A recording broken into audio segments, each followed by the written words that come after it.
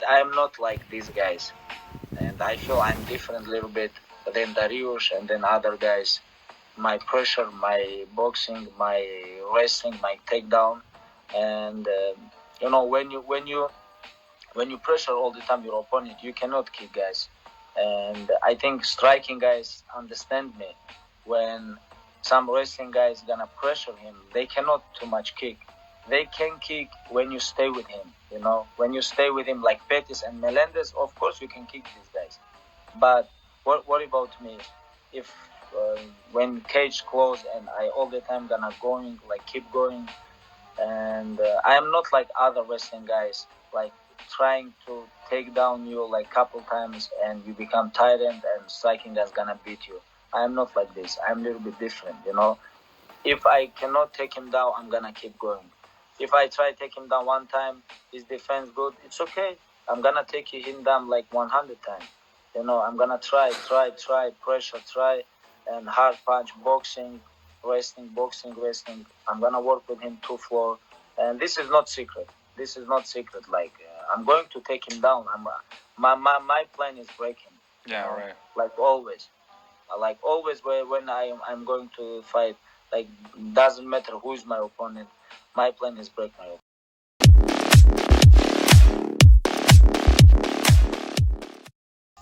I believe he's gonna get a stop. I don't see Garvin winning fights at that level. This is my personal opinion. His last fight, Austin Cyril was flat that fight. He was flat. He don't look in shape. He don't even throw punches. He didn't knew how to fight. He was switching southpaw to righty. Austin Cyril don't throw a fucking punch in that fight.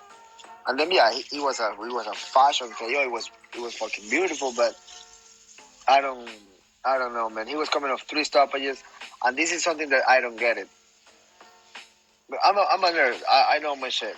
If Pedro Munoz KO Garvin, and Pedro Munoz only loss was a split decision loss, very fucking close, against who is the number 1 contender right now.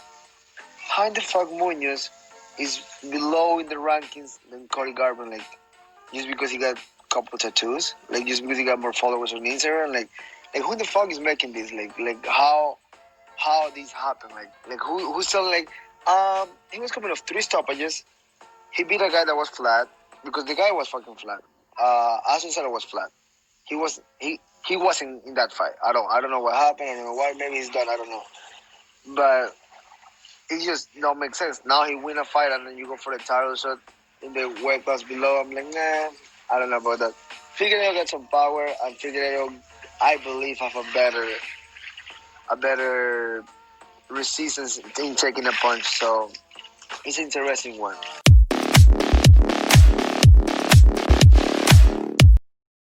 Do you think Jon Jones, do you think his skill set translates well to heavyweight, or do you think maybe he needs to put on some size, some strength? I don't know. He's got great technique, so definitely going to help him. He's very fluid in anything he does. He has a great strategic plan every time he fights. So, it's what you try to have in the game is a good plan every time you walk into a fight.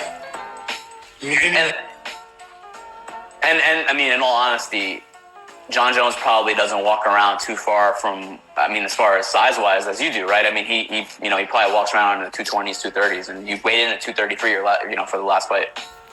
Yeah, he's definitely a big boy. We're the same height, and he's just, he definitely probably walks around 225, like you said. So, he's not far off, so. Ngannou had an interesting quote last week when he did an interview. He thinks that in some ways Jon Jones will have it easier at heavyweight. I thought that was an interesting quote because I guess he's getting bigger now. He's getting older. He's kind of growing out of that division a little bit. Maybe he doesn't have the kind of speed that he used to when he was in his 20s. What are your thoughts on that? Because the way that I see it, heavyweight's a pretty tough division, especially at the top. Yeah, listen, it's big boys and they got small gloves on, so it just takes one. I don't care if you hit hard or not. You can still get caught. I don't care who you are. I can tell you, I look at my first DC fight, right before I finally got him, and he did everything he had, I didn't go down. Or DC counter shot, I didn't see, I went down. So, I mean, all these amateurs, I mean, plus you have weight to worry about. It's not just 205. You got guys up at 265, if not bigger. But, it's their cut weight.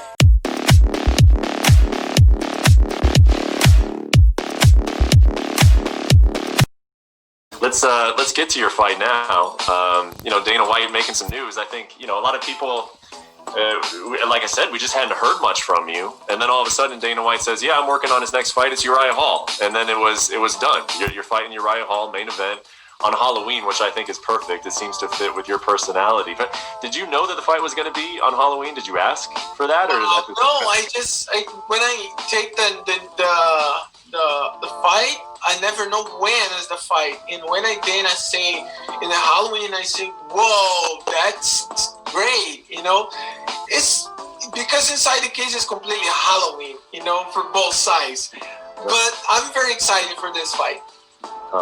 Well, we'll get to Uriah Hall in a second, but one thing that Dana White has said about this fight is that it will be the final fight of your career. So I'll ask you that. Is this the last time we'll see you? Maybe this is my last fight. That's training hard every day and do my best in my training, and then my whole team come to help me, and everybody stay in quarantine for start training, and I'm very excited. Because I think this is my last performance inside the cage for my fans, and we'll see. How does it feel saying that this could be it? You've been doing this professionally since 1998. You've been fighting for a long time. For you to say this could be the last one, what does that feel like? I'm very happy to continue training, and I do sparring whole Friday with my partners in the Black House and the different gyms.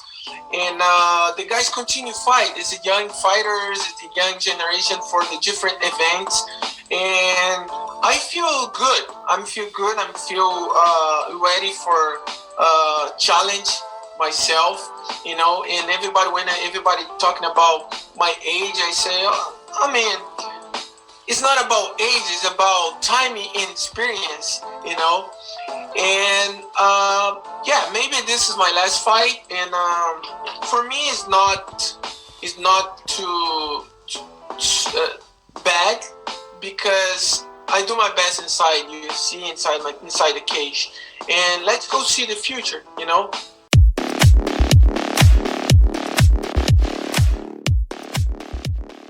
How about they do a catchweight fight so no one has to worry about, GSP winning the title and then vacating it and retiring again? You do a legacy fight at 163 pounds. Tell me why I'm crazy that this couldn't work. I could tell you the conversations that I was involved with Khabib and his father, and they were always to defend the title at 155 with GSP as the legacy fight. Mm-hmm. So I don't see that changing in Khabib's mind, though it could. Anything's possible when we hit that road. But like you said, first, we have to take care of Justin, and we can't, we can't look too forward, because Justin's a real threat, as real as they come, but I think that if everything is according to what the conversations were all about, that won't happen. It'll be at 155 if George wants that scenario. If not, I'm not so sure. I think that the possibility of maybe, Tony versus McGregor, if they can put that fight on, and the winner of that would get the winner of Justin and Khabib. Although the George thing is all great and dandy, but I think that Khabib's got it in his mind that it has to be at 155. Now, things could change, but from my, remembering of the conversation, it's going to be a no. Is there an optimal weight for Khabib to fight GSP? Yeah, 155. Yeah, and it's definitely in our advantage. GSP's never been there. But if that situation happens and GSP accepts the fight, that's because he knows he can perform 100%. Otherwise, GSP won't take it. If you follow his career, like most of us have, he doesn't make dumb decisions. He does not. Yeah. Maybe the only decision he made was underestimating Massera. That might be his only screw-up, really. When he first lost the first one in the UFC, that was kind of like, young, not really understanding. But the Massera one would be the one that I would say that was a real screw-up on his head. That's my opinion.